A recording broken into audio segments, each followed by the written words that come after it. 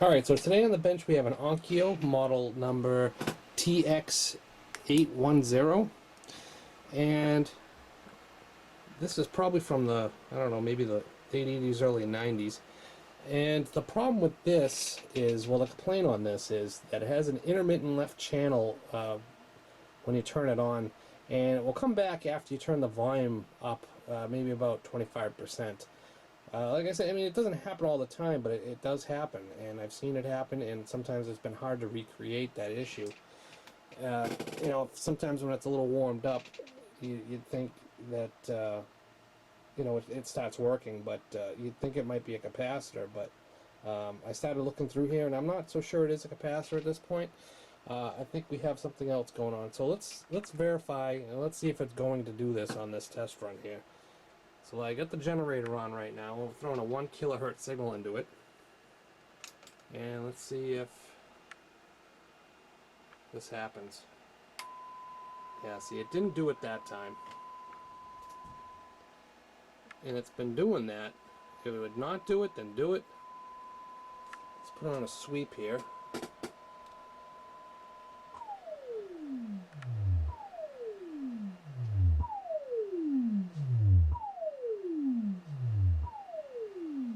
Let's try shutting it off. Turn it on.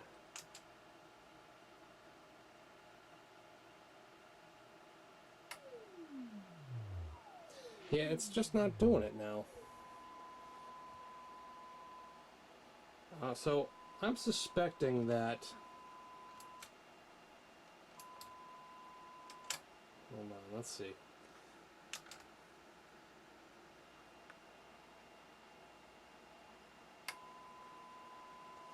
Alright. I'm kind of suspecting that it might be this relay here, the speaker relay. And I think the contacts might be a little corroded or pitted.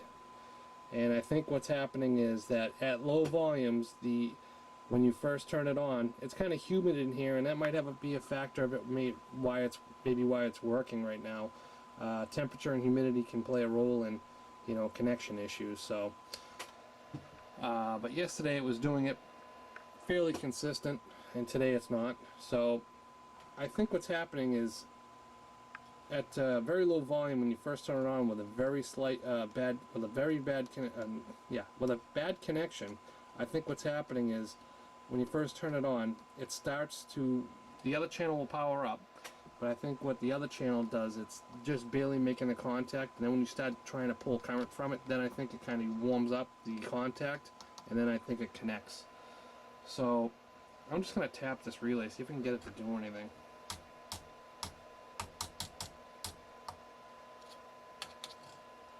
And it doesn't appear that it's making any difference.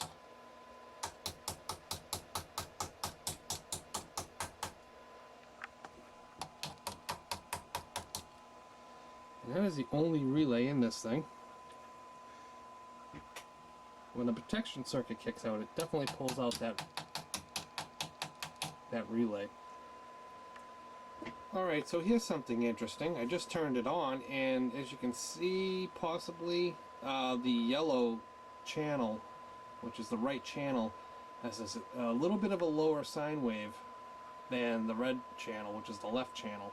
And if you look here, the red channel is 620 millivolts peak to peak, and the yellow channel is 440, so it's a little bit lower in volume here. So I'm just going to tap on that relay and see if we see any disturbance in that sine wave. Whoop, try and back out a bit. Sorry about that.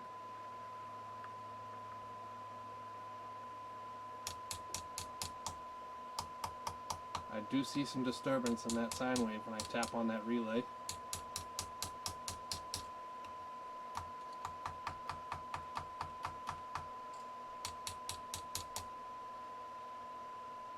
I'm just wiggling the relay right now.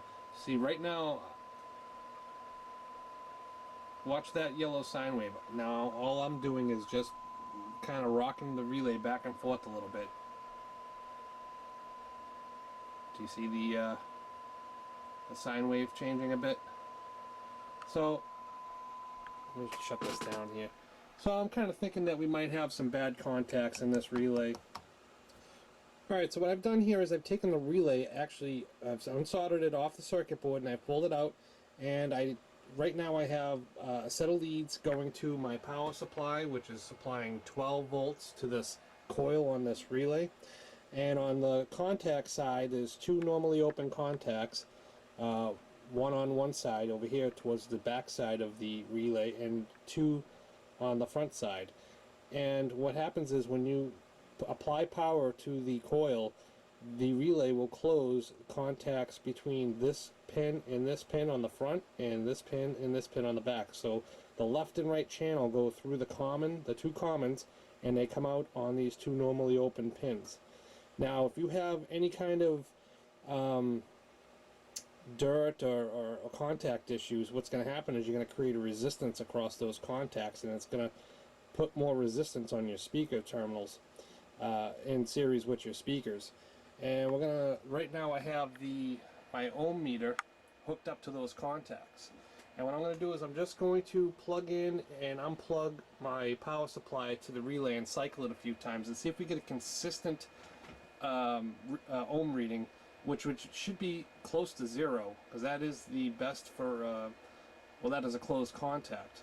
Anything above 0, and if it starts, if we start seeing like an ohm or 2 ohms, 3 ohms, 4 ohms, whatever, and it's changing, then we know it's a bad relay, and we'll try the other contacts as well. So let's hook it up and see what we have. Alright, right now we have 1.2 ohms, and it's fluctuating. It's actually going down. Let's pull it out and put it on here again. 1 ohm. 1.3. 90. 1.2. I've seen this go as high as 4 ohms already before I put the camera on. So I kind of know that this one's junk. And that one time that you see 4 ohms is the one time that speaker is probably acting up. See, it's going down to a half ohm. 0.8. Of course, as I'm cycling, I'm actually kind of cleaning it. 0.8.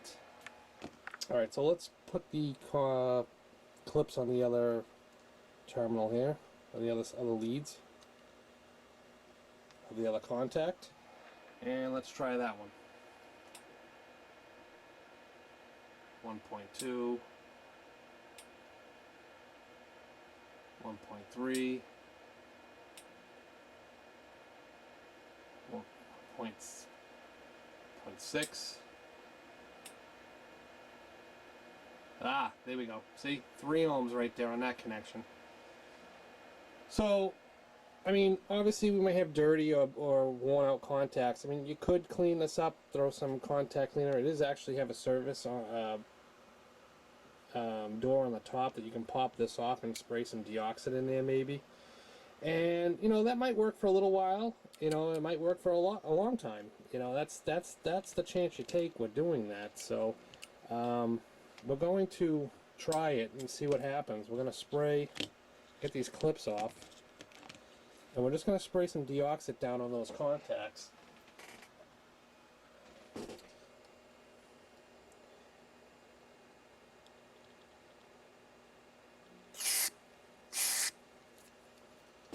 And that's some juice in there now. And the stuff I use is Deoxit Fader F5. It cleans and lubricates and improves contacts and protects surfaces. If you have bodgy contacts, this is not going to help. But if you just have dirty contacts, it will definitely help. So let's hook this back up again here, and we'll cycle the relay to kind of clean it.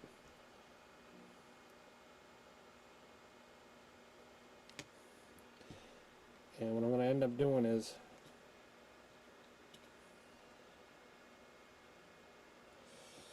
just going like this with my power supply, just clicking it off and on.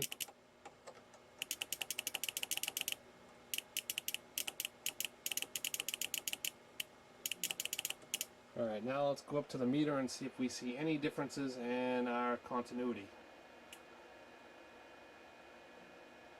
0.2, that's pretty good, because we probably have some continuity in the actual leads. So let's see what our lead let's see what the resistance is on our leads.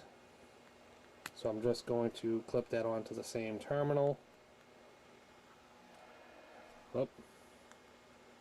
Alright, that's on the same terminal now. And so our resistance across the leads is 26. So 26 is a perfect connection. Well, I wouldn't say perfect, but it's a really good connection on that relay. So see if we can get consistency at 26 every time we cycle this relay. Then we can verify then it's most likely was just a dirty set of contacts.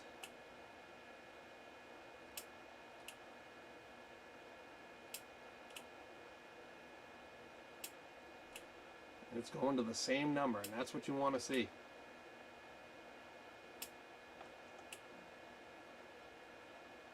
Alright, so now I'm going to take the other, well, I'm going to check the other contacts here. And we will cycle it again. Well, we really didn't need to because we already did it. So let's try this. 26, 27, which is fine, 28, 27, 27, 27, 27. So we're not seeing any drastic changes in resistance, which is what we want to see.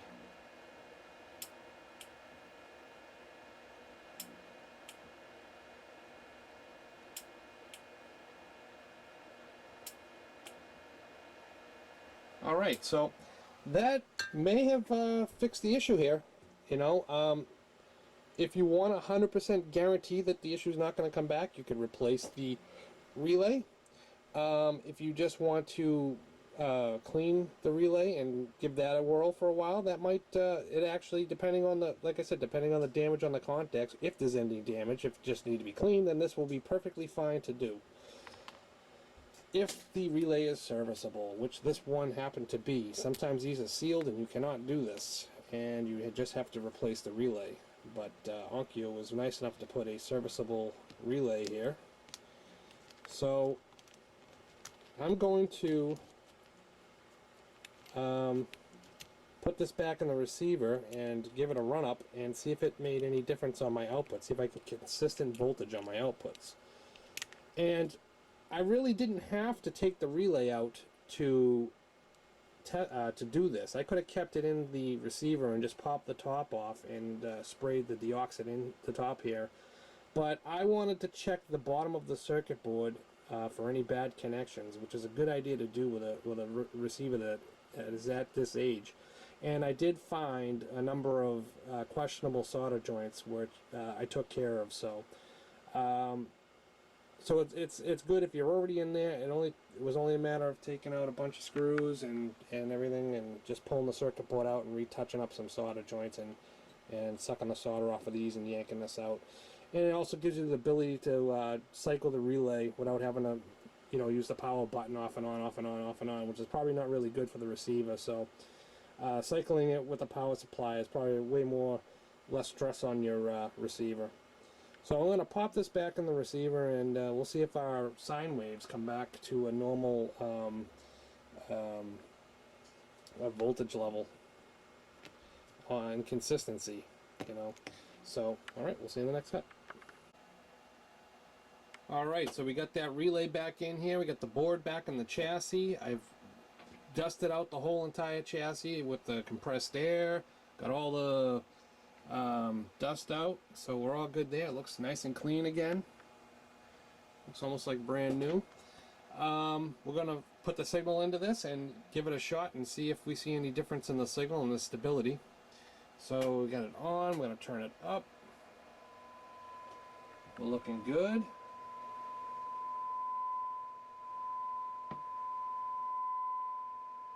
Very nice. So I'm going to shake this relay now, like we were before, and see if we see any movement in the sine wave. Zero, nothing. Nice and solid. Let's give it a tap.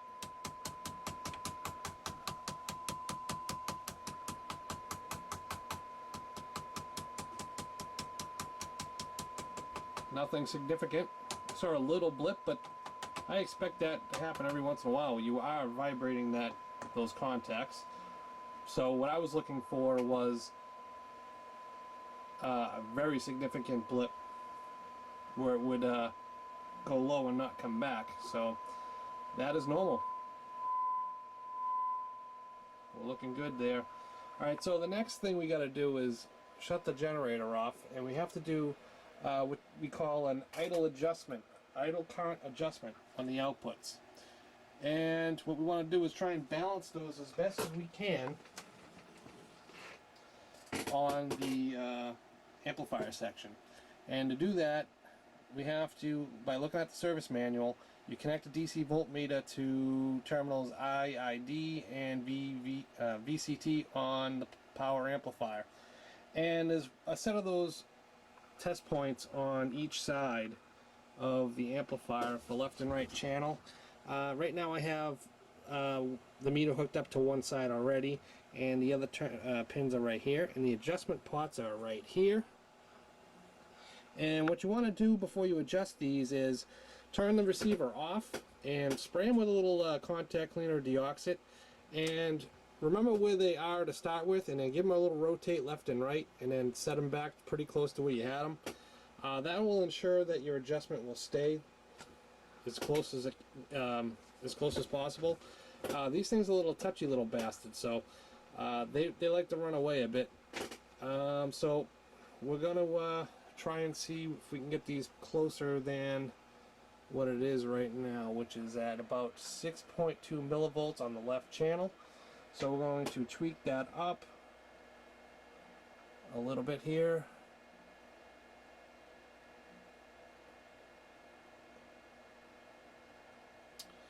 Well, this is a little bit harder to do when you're filming it.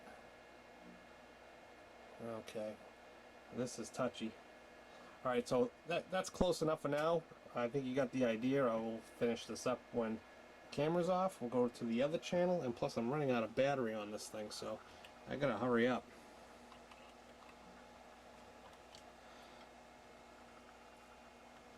Alright, so I moved over to here. Where are we? Alright. So we're on that channel now. And we are at 5, and I'm going to be adjusting that pot right here. And you want this receiver to be on for about a good 10-15 minutes before you make this adjustment. And we'll call that good for now. And yeah, alright, so that's in the service manual. That shows you how to do it. It says keep it on for 6 minutes, but I suggest between 10 and 15 to make sure it's nice and fully awake and warmed up.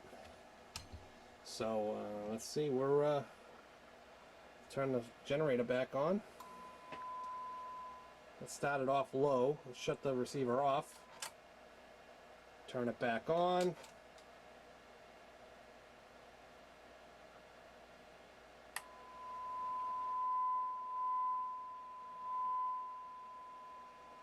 And I think we're good.